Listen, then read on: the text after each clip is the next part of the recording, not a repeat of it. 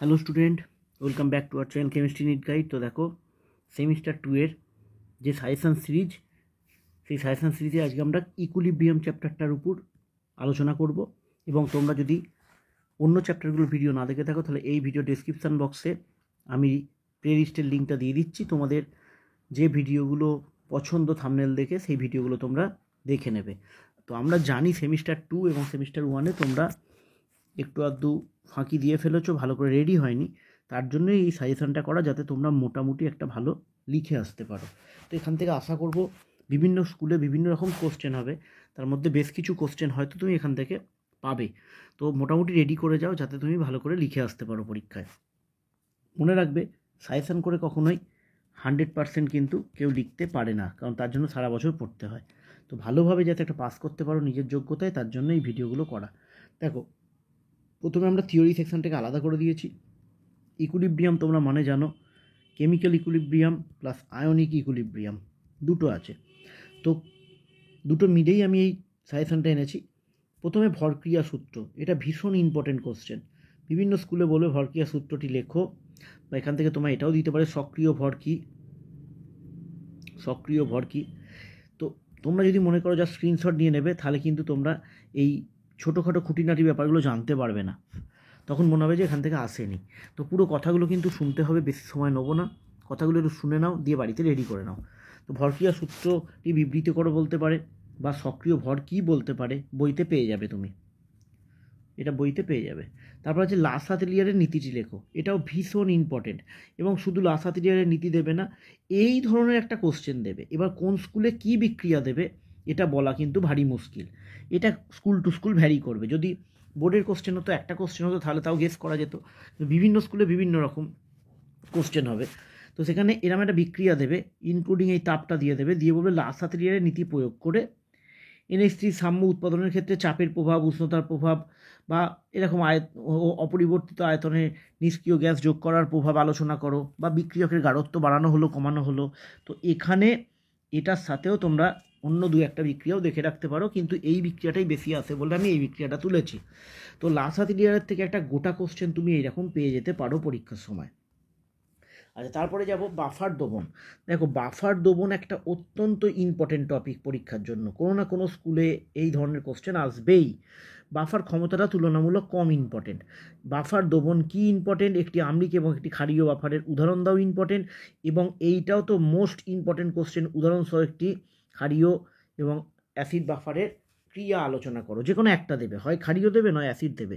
মানে ধরো তোমায় বললো এটি অ্যাসিডিক বাফার দমনের উদাহরণ দাও আর তার কার্যনীতি বা ক্রিয়া আলোচনা করো, এই টাইপের কোশ্চেন দেবে। এই সমগ্র কোশ্চেনটা যত স্টাডি দিই কম হয়ে যাবে, খুব ইম্পর্টেন্ট। তারপরে আসছি অসওয়াল্ডের লঘুকরণ সূত্র, এখানেও স্টার কম পড়ে যাবে, এত ইম্পর্টেন্ট কোশ্চেন একদম। এটা হয়তো কমন পাবে তুমি পরীক্ষায়। অসওয়াল্ডের লঘুকরণ সূত্রটি বিবৃত করো এবং গাণিতিক রূপটি প্রতিষ্ঠা করো বা ব্যাখ্যা করো, এরকম কোশ্চেন তুমি পরীক্ষায় একদম পাবে। তারপর আসি অনুবন্ধী অ্যাসিড, অনুবন্ধী ক্ষারের কোশ্চেন, ক্ষারকের কোশ্চেন। এটা আমি দুটো উদাহরণ দিয়েছি, বুঝতেই পারছো পশ্চিমবঙ্গে কত স্কুল আছে, এই কোশ্চেনটা দিলেও উদাহরণগুলো পাল্টে দিতে পারে। তো অনুবন্ধী অ্যাসিড যখন বলবে, তুমি কি করবে, তুমি অনুবন্ধী অ্যাসিডটায় জোর করে H+ যোগ করে দেবে, যেটা আসবে সেইটা হচ্ছে অনুবন্ধী অ্যাসিড। অর্থাৎ এর অনুবন্ধী অ্যাসিড হচ্ছে এইটা, জোর করে H+ যোগ করে দেবে। আর যদি অনুবন্ধী ক্ষারক বলে, তাহলে জোর করে H+ বার করে নেবে, তাহলে এটা কত হবে, S2-। এটা হচ্ছে অনুবন্ধী ক্ষারক, এটা হচ্ছে অনুবন্ধী অ্যাসিড। এটাতেও তাই, এটা একটা আসবে দেখো NH4+, অনুবন্ধী অ্যাসিডটা হবে NH4+, আর অনুবন্ধী ক্ষারকটা হবে NH2-। ভীষণ ইম্পর্টেন্ট, ভীষণ। সাজেশানই তো সবই ইম্পর্টেন্ট, বেশি কোশ্চেন তো আমি দিই না, তোমরা জানোই। আমরা এরকম ম্যারাথন বা আল্ট্রা ম্যারাথন করি না যেটাতে তোমাদের কোনো কাজ হবে না, আমাদের ভিডিওগুলোতে তোমাদের কাজ হবে। দেখো, সমআয়ন প্রভাব বা দাব্যতা গুণফল বলতে কী বোঝো, সমআয়ন প্রভাবের উদাহরণ দাও বলতে পারে, উদাহরণ করতে হবে, ইম্পর্টেন্ট। স্টার না দিলেও জানবে ইম্পর্টেন্ট, মাত্র 10টা দেখতে পাচ্ছ থিওরি আছে। আচ্ছা, এরপরে আছে অ্যামোনিয়াম ক্লোরাইডের জলীয় দ্রবণ আম্লিক হয় কেন। এই তিনটে কোশ্চেনের গঠন বা দেখতে একরকম বলে আমি এইগুলোকে পরপর রেখেছি। আমি তোমার একটা জিনিসটা বুঝিয়ে দিচ্ছি যাতে তোমার অসুবিধা না হয়। দেখো, এই কোশ্চেনটা অ্যামোনিয়াম ক্লোরাইডের জলীয় দ্রবণ আমলিক হয় কেন? তুমি যদি একদম ইজিভাবে লিখতে চাও সহজ করে, তাহলে এটা হচ্ছে NH4Cl। এ কী করে, জলের সঙ্গে বিক্রিয়া করে NH4OH আর কি তৈরি করবে, HCl। এবার এটা একটা উইক বেস আর এটা একটা হচ্ছে স্ট্রং অ্যাসিড। তাহলে বেসটা উইক, অ্যাসিডটা স্ট্রং, তাই অ্যামোনিয়াম ক্লোরাইডের জলীয় দ্রবণ অ্যাসিডিক হয় বা আমলিক হয়। ঠিক একই লজিকে তুমি এটাও করে ফেলতে পারবে, সোডিয়াম অ্যাসিটেটের জলীয় দ্রবণের প্রকৃতি আমলিক হবে না ক্ষারীয় হবে। সোডিয়াম অ্যাসিটেট মানে কি, CH3COONA। তাহলে এটা বুঝতেই পারছো, এটা জলে গেলে কি তৈরি করবে, CH3COOH মৃদু অ্যাসিড, উইক অ্যাসিড, আর তৈরি করবে NaOH স্ট্রং বেস। তাহলে এটা স্ট্রং, তাই এটা ক্ষারীয় প্রকৃতির হবে। বোরাক্সের জলীয় দ্রবণ, এটা দেখবে তুমি যখন পি ব্লক ছিল সেমিস্টার 1-এ, তখন এই কোশ্চেন তোমরা পেয়েছিলে। বোরাক্সের জলীয় দ্রবণ কি ক্ষারীয়, ব্যাখ্যা করো। বোরাক্সের জলীয় দ্রবণে তৈরি হবে বোরিক অ্যাসিড, উইক অ্যাসিড, আর তৈরি হয় NaOH। ব্যালেন্সটা করতে হবে, NaOH স্ট্রং বেস। বিক্রিয়া না লিখতে পারলেও তুমি এই কথাগুলো লিখে দেবে যে বোরাক্সের জলীয় দ্রবণে একটি মৃদু অ্যাসিড বোরিক অ্যাসিড তৈরি হয় আর তৈরি হয় একটি স্ট্রং বেস NaOH, তাই বোরাক্সের জলীয় দ্রবণ ক্ষারীয় প্রকৃতির। আচ্ছা, এরপরে আসি এইটা। এখানে কোনো স্টার বা কিছু দেবো না, কেপিকেসি সম্পর্ক তোমায় প্রতিষ্ঠা করতে দিতে পারে। এগুলো হচ্ছে বেসিক লেভেলের কোশ্চেন, এগুলো সাজেশন সেভাবে তো হয় না। কোনো একটা বিক্রিয়া দিয়ে দিলে XYZ দিয়ে দিতে পারে, কেপিকেসি সম্পর্কটি প্রতিষ্ঠা করো, দিতে পারে। হ্যান্ডারসন সমীকরণ বাফার দ্রবণের পিএইচের ক্ষেত্রে দিতে পারে।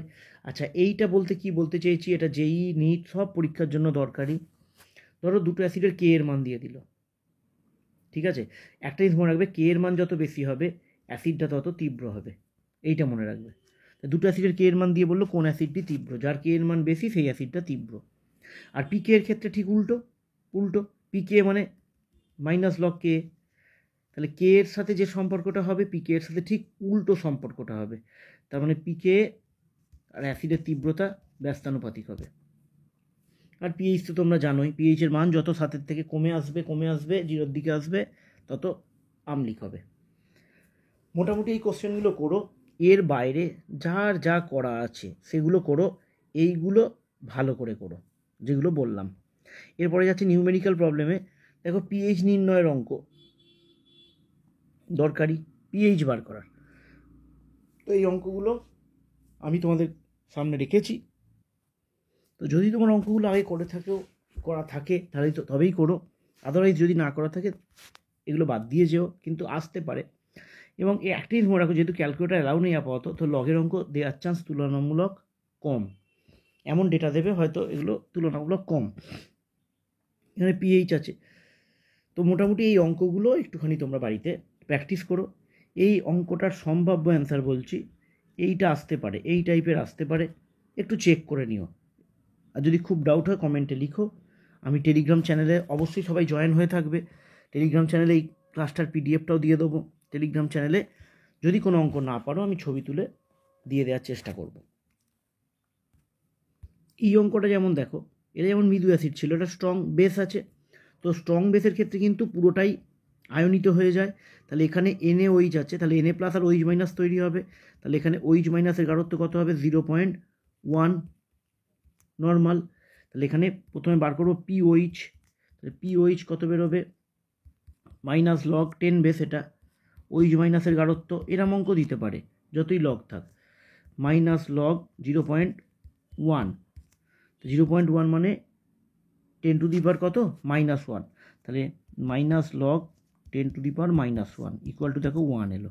তাহলে POH 1 এলো, তাহলে PH কত হবে, 14 -1 = 13। ঠিক আছে, এই অঙ্কগুলো কিন্তু খুব দরকারি, যেইর জন্য খুব দেয়।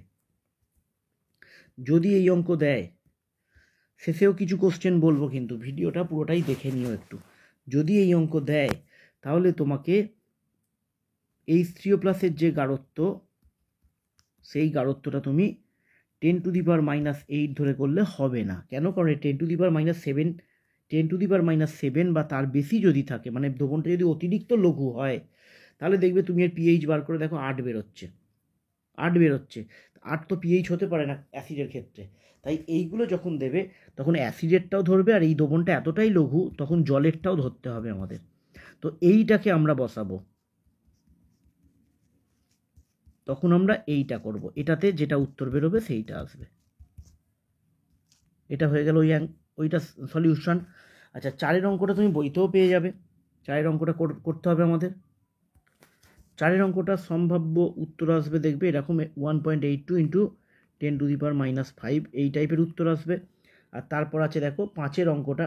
5 অঙ্কটাও তোমাদের, এই অঙ্কটার ক্ষেত্রে দেখো কিছু একটা জিনিস তোমরা নতুন শিখবে হয়তো যদি না জেনে থাকো। এখানে দেখো এটা একটা দ্বিক্ষারীয় অ্যাসিড, অর্থাৎ এইচ দুটো আছে, এর যে গাঢ়ত্বটা আছে এখানে যখন আমরা H3O+ গাঢ়ত্ব করব তখন কিন্তু 2 দিয়ে গুণ করে নেব। এটা হচ্ছে H3O+ গাঢ়ত্ব, তো কত আসবে 0.1 হয়ে গেল। এবার তুমি pH = বসাবে -log H3O+ গাঢ়ত্ব, মান বসিয়ে দেবে, 1 উত্তর আসবে। তো আশা করি এই ধরনের অঙ্ক একটুখানি প্র্যাকটিস করে রেখো। এটাও করে নিও একটুখানি, এই ধরনের অঙ্কগুলো একটু করে রাখবে। এই অঙ্কটা সম্ভাব্য উত্তর বলে রাখছি 2.875 সম্ভাব্য অ্যান্সার। এরপরে বলি দ্রাব্যতা গুণফলের অঙ্ক কিন্তু তুমি অবশ্যই করো, কারণ এই অঙ্কগুলোতে ক্যালকুলেটর ছাড়াও করা যাবে, এরকম দিতে পারে পরীক্ষায়। দেখো আমি একটা করে দিচ্ছি, তোমার শর্ট মেথডও দেখিয়ে দিচ্ছি। APBQ এর ক্ষেত্রে বলেছে দ্রাব্যতা গুণফলের সম্পর্ক। তো APBQ যদি করি, এটাকে যদি আয়নে আমরা ভাঙি তাহলে PAQ প্লাস QB, এটা কিউ পি মাইনাস, তাহলে এখানে দ্রাব্যতা যেহেতু এস তাহলে এটা হলো পিএস আর কিউএস, তাহলে দ্রাব্যতা গুণফল KSP = AQ plus to the power P আর BP minus to the power Q, তাহলে এর গাঢ়ত্ব এখানে PS to the power P into QS to the power Q. অর্থাৎ এটা তুমি এক কাজ করবে, এত জটিলে যেও না, এটাকে যদি তুমি একেবারে করো তাহলে দেখো একেবারে কিভাবে করব। KSP = এই যেটা থাকবে, যতগুলো থাকবে পি, এটাকে সামনে লিখবে এসের, আবার মাথায় লিখবে, ইন্টু কিউ, সামনে লিখবে QS, মাথায় লিখবে। দেখো একবারে হয়ে গেল। এবার এটাকে তুমি সূচকের অঙ্কের মতো ছোট করে নাও, মানে P two the power P, Q two the power Q, S two the power P plus Q। ঠিক আছে? আচ্ছা, এবার এদের মধ্যে আমি একটা দুটো দেখিয়ে দিচ্ছি তোমায়, সহজ করে করবে তুমি। ধরো CF2টাই দেখাই, CaF2। ঠিক আছে, একবারে করছি। KSP = তুমি লিখবে CA পরমাণু কটা আছে, CA এখানে কতগুলো আছে, একটা আছে, তাহলে ওটার জন্য শুধু S। F কটা আছে, দুটো আছে, তাহলে ওটার জন্য 2S, 2টা সামনে যাবে, 2টা মাথায় যাবে, 4S3। তাহলে এখানে এবার √3 দেওয়া আছে দ্রাব্যতা, তুমি S এর জায়গায় √3 বসিয়ে দেবে, বেরোবে। ধরো তুমি করছো CaSO4, ঠিক আছে, CaSO4টা নীলকালিতে করে দিচ্ছে এদিক দিয়ে, CaSO4, CA কটা আছে, একটা, তাহলে KSP = CA আছে একটা, SO4 আছে একটা, ঠিক আছে, S²। CA3PO4 হোল টুয়াইস, তাহলে KSP = 3S two the power 3 into 2S two the power 2। Short process, এটা তো আমি দেখিয়ে দিলাম। আচ্ছা, এই ছিল সাজেশান। এছাড়া তোমায় বলি এইগুলো একটুখানি করে রেখো, এই প্রমাণগুলো। PH + POH = 14, জলের KW, ঠিক আছে, KW সমীকরণটা, এগুলো একটুখানি তোমরা চোখ বুলিয়ে রেখো। তো এইগুলো মোটামুটি করে যাও, এগুলো করে গেলে আশা রাখবো তোমাদের পরীক্ষা ভালো হবে। দেখা হবে নেক্সট ভিডিওতে।